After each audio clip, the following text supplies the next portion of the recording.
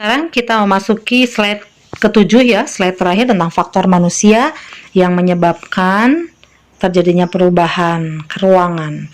Manusia itu disebut juga sebagai makhluk sosial. Siapa yang tahu kira-kira makhluk sosial itu apa? Pasti kalian sudah tahu ya. Makhluk sosial itu adalah makhluk yang tidak bisa hidup sendiri. Artinya, dia selalu akan membutuhkan orang lain karena kita sangat menyadari bahwa manusia itu tidak mampu memenuhi kebutuhan hidupnya sendiri. Ya. Nah, itulah yang mendasari atau itulah yang menyebabkan manusia kemudian mulai melakukan hubungan atau interaksi dengan manusia lainnya. Tadinya hanya yang sebelah, lama-lama jarak 1 meter, lama-lama 2 meter, 3 meter, dan seterusnya. Ya, itu yang menyebabkan manusia mulai melakukan interaksi. Nah, apa dampaknya dilakukannya interaksi? Pasti akan ada perubahan yang terjadi. Ya, misalnya, tadinya hidupnya biasa saja. Lalu kemudian dia melakukan hubungan dagang dengan tetangga di sebelahnya. Dia tadinya tidak berpenghasilan ya, tapi ketika berdagang jadi berpenghasilan, otomatis jadi lebih punya uang ya.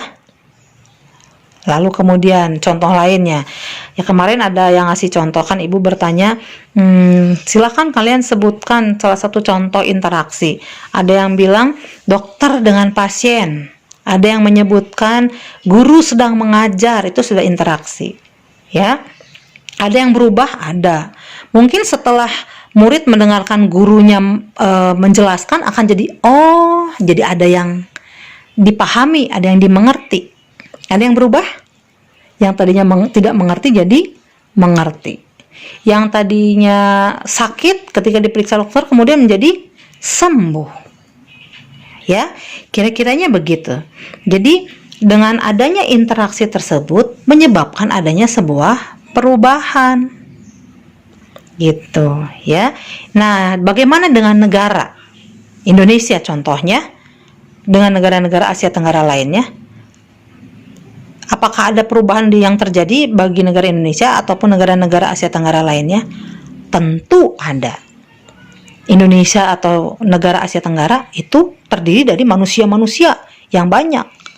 Lalu kemudian mereka mencoba melakukan hubungan karena didasari oleh rasa saya tidak sanggup, saya tidak mampu memenuhi kebutuhan sendiri. Makanya kita berhubungan, minta tolong sama negara lain. Negara lain juga begitu, karena mereka isinya juga manusia, mereka juga sama, saya tidak bisa memenuhi kebutuhan sendiri. Jadi akhirnya dia melakukan hubungan kerjasama. Jadi akhirnya terjadilah hubungan saling. Misalnya Indonesia dengan negara Malaysia. Nah, itu ada hubungan saling.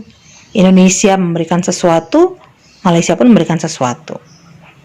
Lalu kemudian misalnya, itu kalau antar negara, hubungan antar negara. Kalau negara dengan sebuah kelompok yang namanya kelompok organisasi ASEAN contohnya.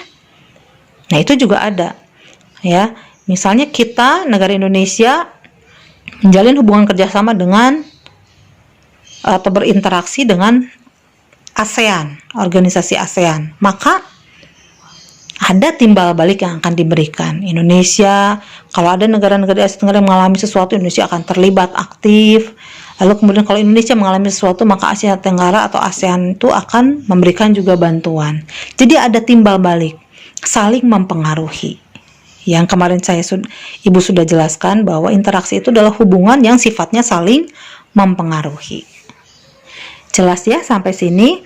Jadi, nah, gara-gara manusianya ini sifat manusia sebagai makhluk sosial, lalu kebutuhannya untuk keinginan untuk memenuhi kebutuhan hidupnya, maka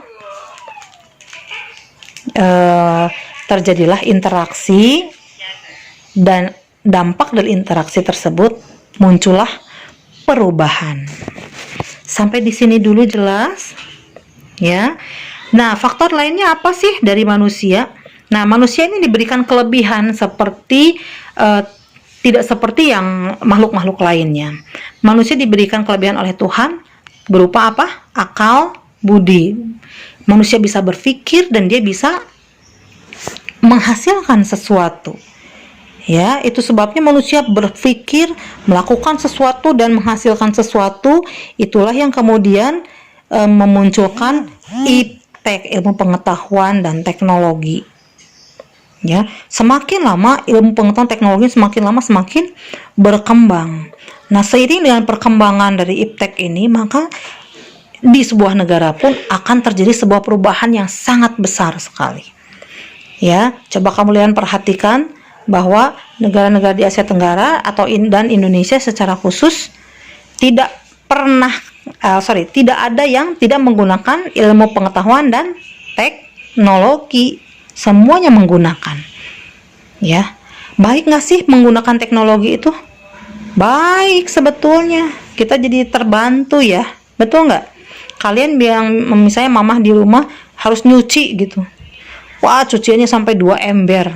Tapi karena kita punya teknologi berupa mesin pencuci, mama kamu nggak perlu capek ya. Tinggal masukkan saja, lalu nyalakan, beres, tahu-tahu keluar tinggal dijemur. Ya, kemudian masak nasi, nggak perlu lagi harus naruh di kompor, tetapi bisa melalui rice cooker atau magicom, tinggal taruh, colok listrik, tunggu sebentar sudah jadi deh. Nah, itu segi positifnya. Tapi segi negatifnya juga banyak. Mengubah manusia tidak? Betul, mengubah manusia. Membuat manusia jadi malas. Ya. Nah, perkembangan iptek ini memberikan pengaruh secara positif dan juga negatif, dan itu salah satu bentuk perubahan yang terjadi di sebuah negara, terutama di wilayah Asia Tenggara. Sampai di sini dulu bisa dipahami mengenai perubahan keruangan yang disebabkan oleh faktor alam dan faktor manusia. Oke. Nah, selanjutnya nanti kalian akan memasuki bahasan mengenai negara-negara di Asia Tenggara. Ya. Nah, nanti kalian harus memilih salah satu negara di Asia Tenggara. Ini akan dibahas oleh kalian sendiri sebagai tugas ya. Nah, kalian pilih salah satu negara di Asia Tenggara yang ingin kalian jelaskan. Oke. Nah, nanti perintahnya akan ibu tuliskan di dalam Google Classroom. Nanti kamu perhatikan ya. Tapi setelah kalian mendengarkan penjelasan ibu ini, kalian harus menuliskan di kolom komentar di YouTube ini. Setiap orang semua harus menuliskan ya, karena kalau tidak nanti kalian tidak bisa mengerjakan tugas masing-masing. Ya, kalian harus menuliskan atau pilihan kalian, negara mana yang akan kalian pilih untuk dijelaskan. Jelas? Contoh misalnya, kamu mau milih Indonesia, berarti kamu harus menuliskan di komentar di YouTube ini Indonesia. Oke. Kalau misalnya ada yang mau menuliskan tentang Laos, kamu tuliskan Laos di komentarnya. Oke. Tapi dengan syarat ya, tidak boleh ada negara yang tidak dibahas. Jadi kamu boleh pilih, tapi harus dikira-kira ya, dilihat-lihat. Waduh, ini udah banyak yang milih nih Indonesia, jangan ikut-ikutan Indonesia. Minimal 4 orang yang membahas tentang satu negara.